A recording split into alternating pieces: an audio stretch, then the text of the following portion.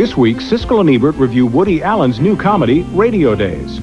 Richard Pryor becomes a doctor overnight in critical condition. And Bette Midler and Shelley Long are hot on the trail of a two-timing man in outrageous fortune.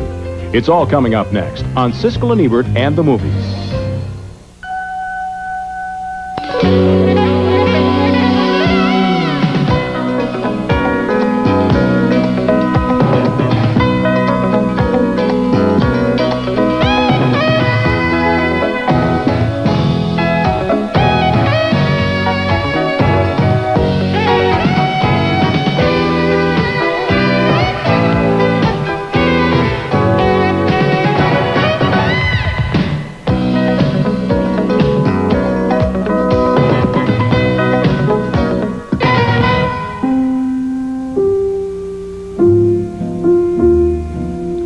The scene is Rockaway. The time is my childhood. It's my old neighborhood, and forgive me if I tend to romanticize the past.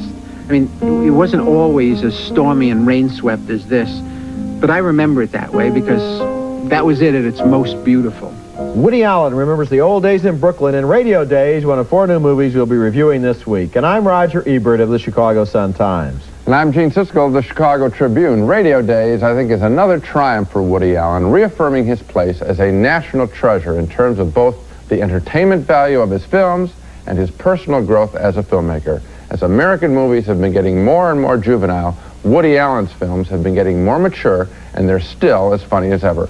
Radio Days is his personal tribute to growing up in a world, believe it or not, kids, before television. When working-class families, like the one Allen, as off-screen narrator, says he grew up in, got their kicks imagining the lifestyles of the rich and famous through listening to their antics on the radio. In those days, the radio was constantly playing at our house. My mother, for instance, never missed her favorite show, Breakfast with Irene and Roger. Good morning, darling. Pass the orange juice, please. There you go. That was quite an opening night we attended last night, wasn't it? Yes, wasn't it divine? Everyone was there, from Rogers and Hart to Cole Porter. Yes, darling. There were 2 completely different worlds. While my mother stood over the dirty plates in Rockaway, Irene and Roger ate their elegant breakfast over the air from their chic Manhattan townhouse while they chatted charmingly about people and places we only dreamt of. Marvelous, darling. Tomorrow morning we'll be telling you all about it, and also about the new Moss Hart play, which I hear is just divine. This is Irene Draper. And Roger Daly saying, have us for breakfast tomorrow and every morning, and have a wonderful day. The film flip-flops constantly between the swanky high society world of the radio stars and the more mundane but also very heated and funny world of Allen's bickering middle-class home life. Wait a minute. Are you telling me you think the Atlantic is a greater ocean than the Pacific? No, have it your way. The Pacific is greater. I mean, how many people fight over oceans? Then there was my Uncle Abe. He kept bringing home fish from his friends who worked at Sheepshead Bay. Seal, I'm home. Seal, I got fish. I had great fish today. What do we need more fish for? And of course my Aunt Seal, who dreamed of a more exciting life than always having to fillet his flounder. They're fresh fish. He has friends at Oscar's Dock, so he can't spend a single afternoon there where they don't load him up with fish. You don't like it, take the gas pipe. Next there was Grandpa and Grandma. Every single morning he spent a half hour packing her into her corset. I'm falling. A woman in her 70s, and her bosom is still growing. That's vintage Woody Allen humor. Radio Days is full of Woody Allen stock players, too, including Mia Farrow as a cigarette girl who wants to be a star, but really comes much closer to death when she witnesses a mob club owner being killed. Now here, the hitman's mother talks her son out of killing Mia Farrow. I'd just do anything to get on radio. I'd be happy to give the weather report or interview people. I think I'm a natural. Oh. I'm a great dancer. But you can dance on radio. I know, because they can't see you. Madonna mia. I know. Oh, Madonna mia, ma queste sono cose da pazzi. Wait, come here, Rocco. Come here. Come here. I got to tell you something. You come over here with me. Vieni, Rocco. Vieni. Listen to me. You don't have to fear and worry about that girl because she's not too fast up here. She wouldn't make no trouble. She is terrific. That scene goes on and on. It's one of the funniest scenes in the movie. due to Woody Allen's writing, of course, but also his staff's ability to find character players like that mother, played by Gina DeAngelis. I don't know where she came from. Obviously New York City, not necessarily Manhattan, though, I think. She is absolutely terrific. Radio Days is full of laughs, but there's also a bittersweet side, as Allen remembers a time before television helped rob us of our imaginations. I think he's really making a statement here about the golden days of radio and the tarnished days, I'm afraid, of television. Radio Days is an extraordinarily entertaining and well-made film.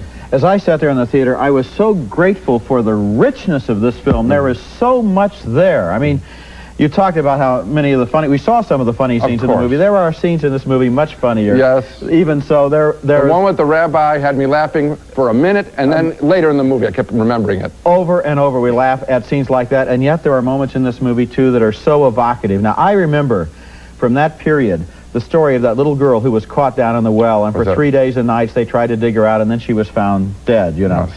That made a big impression on me when I was about 4 or 5 years old, and as I saw this movie again, I remembered, and I think Woody Allen remembers, exactly how the whole nation got involved in that through the imagination of picturing that scene on the radio. And over in this film, he shows how the radio went into our minds and really became a part of our lives.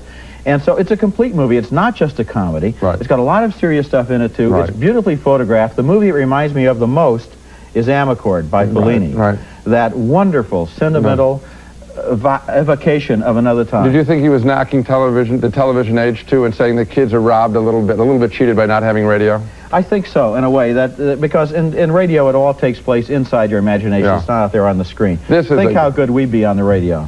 Wouldn't have to look at us for one thing. Well, that would help. Next movie. Our next movie is Critical Condition, Richard Pryor's new comedy, and the good news is that Pryor is funnier this time than he's been in several of his other recent movies, but the bad news is that once again the comedy turns into a heart-rending human interest story and an action picture at the end. In the movie, Pryor plays a real estate man who's sent to jail for a year and tries to fake insanity in order to beat the rap. He's sent to a psycho ward, and when a hurricane hits in New York City, he's able to pass for a doctor in all the confusion. So in scenes like this one, he's got to try to decide whether to act like a doctor or not. What a cute coat. Well, thank you very much. What seems to be the trouble? Oh, well, it hurts all over. Doctor, make it all better.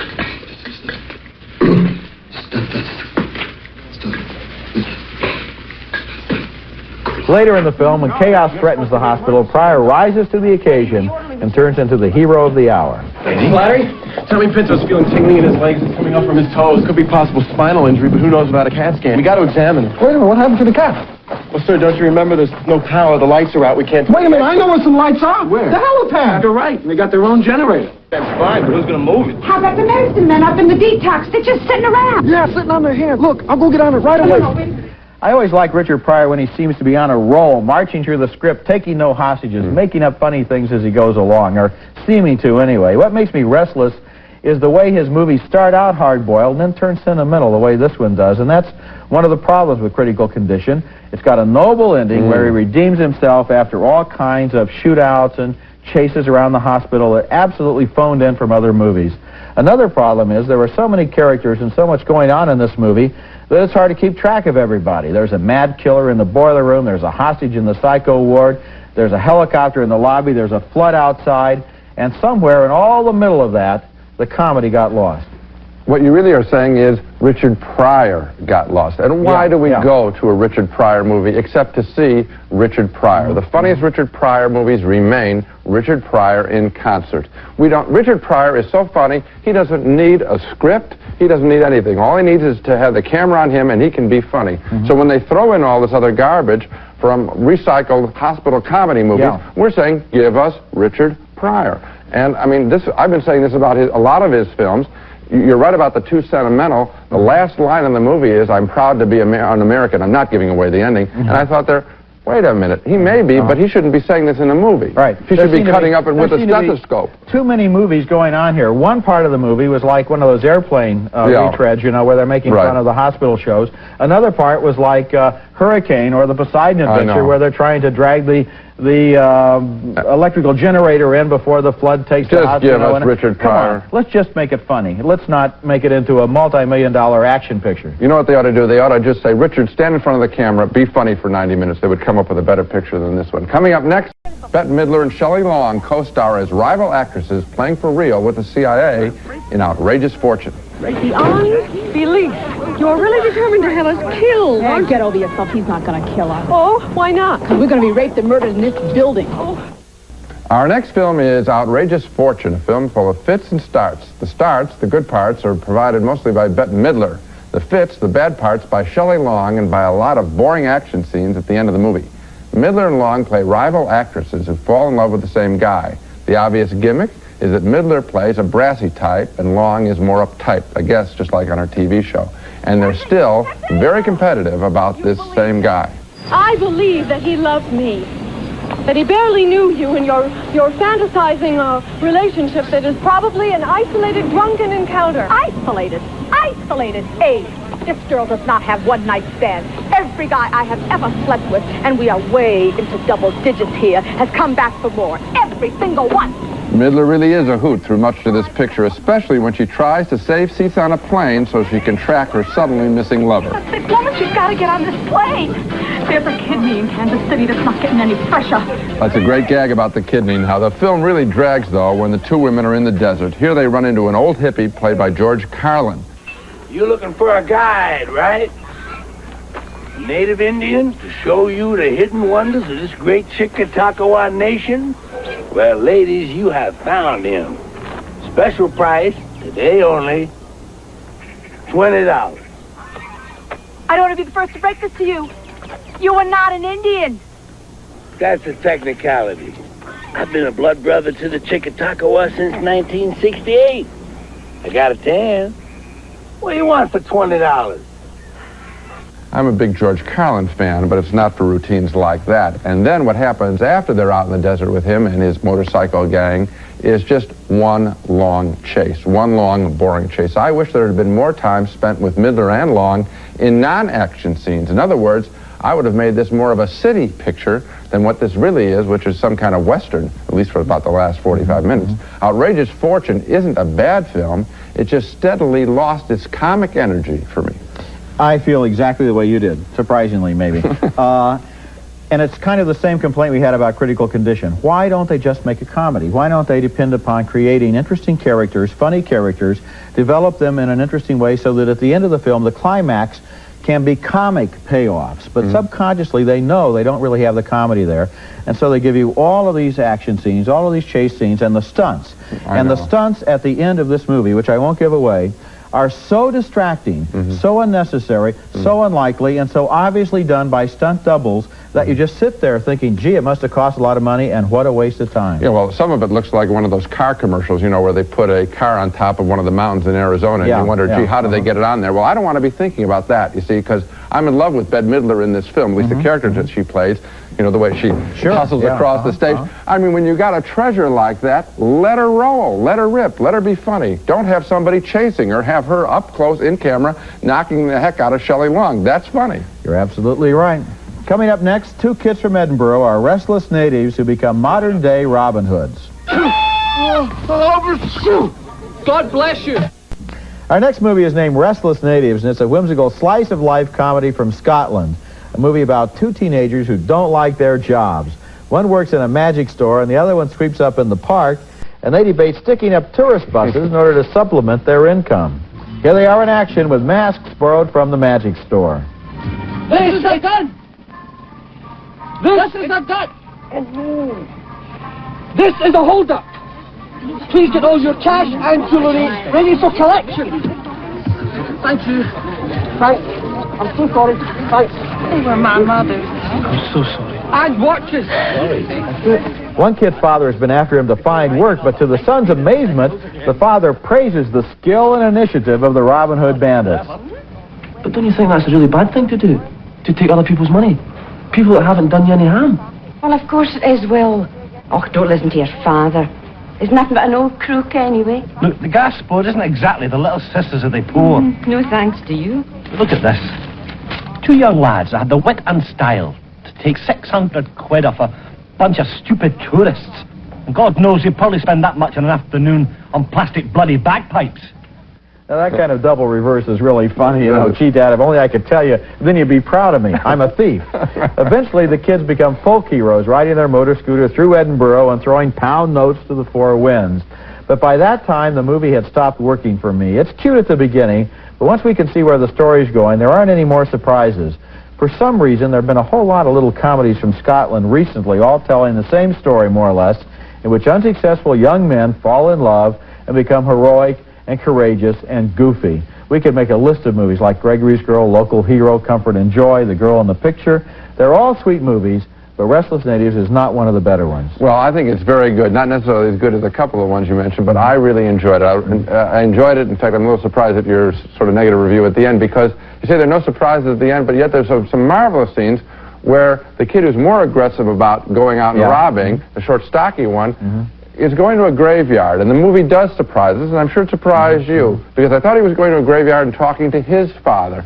But as it turns out, and this isn't much of a giveaway, and I hope people do go to see this picture because I thought it was wonderful, he ends up just talking really to the spirit of people in Scotland who aren't acting out their fantasies the way he is. And I thought that this was really almost a very subtle, kind of lovely tribute to all the people in that land that come out and have a little more fun. Yeah, well, I enjoyed that scene, but it seemed to me the movie just sort of ran out of energy toward the end. It's a sweet movie. I enjoyed lots of it while I was sitting there. I can't recommend it. Well, I really can't. Well, I don't know why you can't, but I think if you thought maybe a little longer, you could. I think I thought long enough. I really do think I thought long enough. No, you didn't. Yes, I Coming think up, so. if you would, when you agree, let me know. Coming up next, our special video segment featuring two comedies. One was a hit, the other wasn't.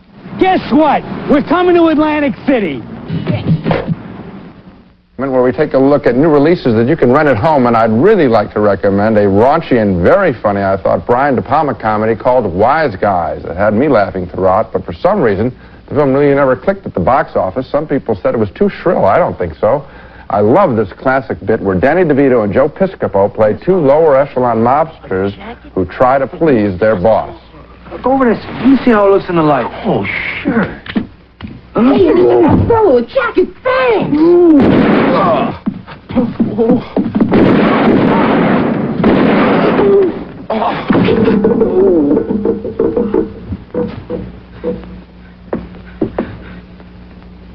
Wow. The jacket actually is bulletproof. Now, that gag works even if you've seen it before, and I have, and I still laugh at that. And it sets the tone for the whole movie, which is quite outrageous. This whole movie is pitched at a terribly high level. Danny DeVito and Piscopo have to eventually abandon their plans to get ahead in the mob and simply just avoid having the mob get their heads. Wise Guys is a very funny R-rated picture. I loved it. I share your mystification that it didn't do better at the box office. Now, we happen to have seen this picture at the same time in a theater full of people. Is that right? I don't even remember. Yes, we did. I remember it very clearly from last summer. Okay. And everybody was laughing from beginning to end. And as I walked out of the theater, if you had asked me if this was going to be a hit at the box office, I would have said, sure, it's that funny. But it didn't make it. I'm glad it has another chance. All I remember is me laughing. I thought it was earlier, not in the year, or I think it was earlier in the year before summer. It was earlier in the year. Oh, well, this is really important. I know. We'll be back next week with the exact date of when we saw this movie. But we both thought it was funny, right? My choice this week from the new movies in the video stores is The Sure Thing, a gift of romantic comedy that came out, I believe, was it in February or March last year, and told the story of a college student who hitchhiked to California with a girl that he thought he couldn't stand. He was going out there because he'd been promised a date with a sure thing, but the trip is so difficult, it hardly seems worth the trouble. Where's the credit card? I have a credit card. Credit cards work in a completely different kind of lock. I don't think you understand. I have a credit card. You have a credit card? I have a credit card. You have a credit card. Oh. My dad told me specifically I can only use it in case of an emergency. Well, maybe one will come up. That's John Cusack as the student in search of the sure thing, and Daphne Zuniga as the classmate he thinks he doesn't like, until, of course, he falls in love with her and she with him. This was a movie that made me feel good because it concentrated on the warmth of their friendship and how it grew into love. And it's not often that a comedy cares so much about what people really care about. And these two comedies we're recommending in the video segment do right what Critical Condition and the Bette Midler picture do wrong, which is they follow the people instead of the stunts. Well, the one thing is, I expected, especially the way the film opened with that gorgeous woman on the beach, I expected this to be another teenage sex movie. Yeah. And what was so wonderful is that the director, Rob Reiner, delayed, or whoever wrote the picture together, they delayed going out to California and having it turn into a sex comedy with the girl, and instead made it a real love story. And that's sweet and wonderful. And a real good relationship, you bet. too. Right. Okay, and now let's recap our reactions by sheer coincidence to this all-comedy show. We agree, Roger, they're all comedies, right? Supposed to be, anyway. Okay. Both Roger and I love Woody Allen's Radio Days. It's one of the very best films he's ever done, and that's saying a lot. 2 big thumbs up. I wish he made a movie every week. We were both disappointed with Richard Pryor's latest comedy, Critical Condition, where he once again fails to play someone as funny as we know Richard Pryor to be. 2 thumbs down. And we were also in agreement on Outrageous Fortune. Even Bette Midler, who's so wonderful, couldn't save this comedy from its own boring chase scenes. 2 thumbs down. Finally, we split on the whimsical Scottish comedy, Restless Natives, about a couple of boys robbing tourists. I thought it was light and breezy and sweet and wonderful. Roger felt it became predictable too soon. 1 thumb up, 1 down. The obvious one we're recommending, Radio Days. Radio Days by Woody Allen. He goes from one strength to another, and my prediction is Radio Days will help to remind people of how much they liked Hannah and her sisters, you're right. and will certainly help it at Academy Award nomination time. And it all goes together. And I want to see if there's a better picture in 1987 than Radio Days. I'll be a surprised. good year if there is. That's it for this week. Next week, a couple of biggies. Deborah Winger and Teresa Russell in a thriller named Black Widow, and Michael J. Fox and Joan Jett in a family rock and roll drama named Light of Day. That's next week, and until then, the balcony is closed. Nestle Crunch. It's creamy milk chocolate and crispy crunchies. Chocolate is scrumptious when it crunches. That's why you'll love Nestle Crunch. Curel Moisturizing Lotion.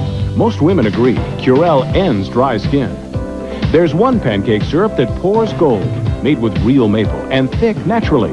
It's no riddle, it's new Golden Griddle. Toast 'em, the wholesome fruit-filled snack that tastes great. The pastry with the flaky crust. Toast 'em. They are delicious.